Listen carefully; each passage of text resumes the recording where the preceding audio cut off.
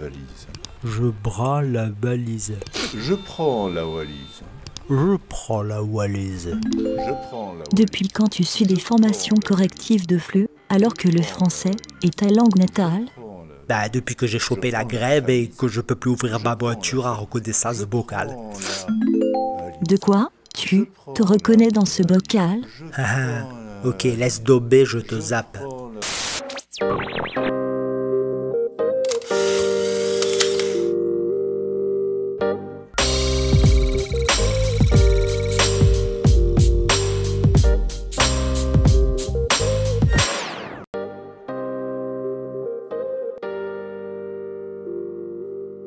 Alors, moi, je travaille sur l'acquisition de la prononciation par des apprenants de français langue étrangère. Et ce qui m'intéresse, c'est comprendre comment les apprenants arrivent à maîtriser ou pas un rythme, une intonation, des sons différents de ceux de leur langue maternelle. Et je me pose la question du point de vue de l'apprenant, mais aussi du point de vue de l'enseignant. Par rapport à l'apprenant, il y a deux façons de voir les choses. Est-ce que c'est la ressemblance ou la différence entre sa langue maternelle et la langue étrangère qui vont faciliter ou au contraire perturber l'apprentissage? Et une autre façon, c'est se demander est-ce que c'est le phénomène en lui-même qui est plus ou moins facile à acquérir ou pas? Est-ce que le rythme va être plus difficile à acquérir que l'intonation, par exemple? Et pour le versant enseignant, ce qui m'intéresse, c'est de tester en fait les présupposés des méthodes actuelles de correction phonétique et plus particulièrement sur une méthode qui est la méthode verbotonale d'intégration phonétique qui a été largement diffusée à Toulouse par le professeur Michel Villiers. C'est une méthode qui se veut plus naturelle et où on a recours aux gestes pour expliquer de manière naturelle, pour guider l'apprenant de manière plus naturelle. Moi, avec ma casquette de chercheur, ce que je voudrais comprendre, c'est qu'est-ce qui se passe dans cette méthode, qu'est-ce qui fonctionne. Donc j'ai pris un à un tous les procédés de correction de la méthode et j'essaie de les isoler et de les analyser pour voir est-ce que c'est quel procédé fonctionne ou est-ce que c'est la combinaison des différents procédés.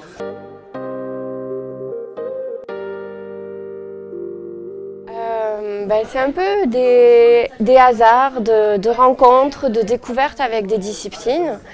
Moi, je ne savais pas vraiment ce que je voulais faire quand j'étais au lycée.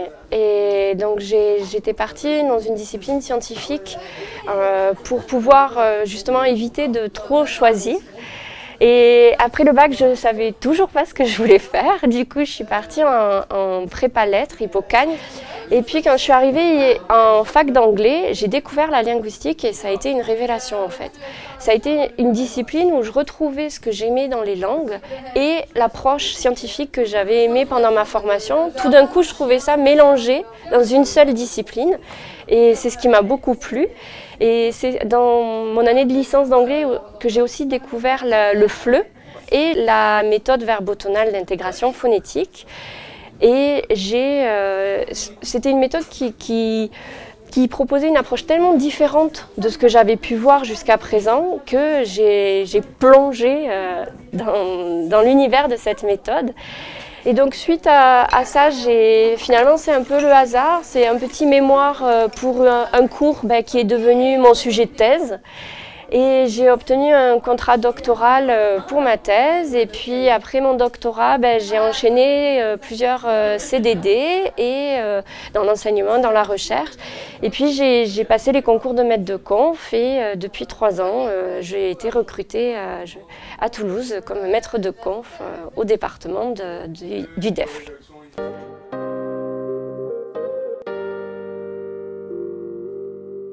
C'est un domaine qui intéresse en fait les enseignants de langue. On s'aperçoit qu'avoir beaucoup de vocabulaire, si on n'a pas la bonne prononciation, ça ne suffit pas à être compris. Donc c'est comprendre ce qui fonctionne pour qu'un apprenant modifie sa prononciation, c'est un outil formidable pour un enseignant. Et c'est bien sûr en lien avec l'orthophonie, puisqu'il y a des méthodes en orthophonie qui rejoignent énormément les problématiques sur lesquelles on travaille avec la verbotonale. Et donc c'est toujours intéressant de passer de la pratique de classe ou de la pratique orthophoniste à savoir dans cette pratique finalement quel est l'élément qui a fonctionné pour pouvoir aller encore plus loin dans la pratique Et puis il y a aussi la dimension apprentissage assisté par ordinateur. On y vient de plus en plus. Et on sait bien qu'un des points clés de cet apprentissage, c'est la correction individualisée pour l'apprenant. Là, par exemple, dans le cadre d'un projet financé par la région Occitanie, qui s'appelle le projet Impro, dans lequel je travaille avec l'IRIT et l'entreprise Arkean Technologies, on s'intéresse aux gestes que fait l'enseignant et on se demande si ces gestes ils ont un impact et si oui, à quel niveau. Et dans le cadre de ce projet, l'idée c'est aussi de développer l'apprentissage assisté par ordinateur.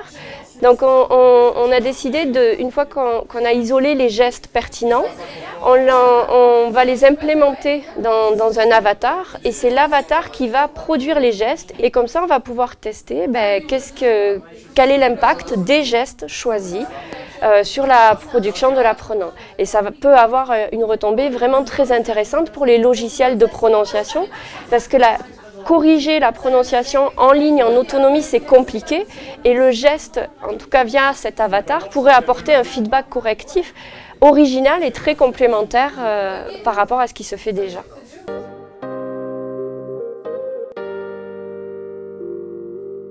Alors moi, il y a plein de choses que j'aimerais trouver. J'aimerais déjà savoir en fait ce qui se passe dans la tête des apprenants quand on les corrige. Parce que souvent, quand on corrige avec la méthode verbotonale, c'est ça qui donne cette impression de méthode magique.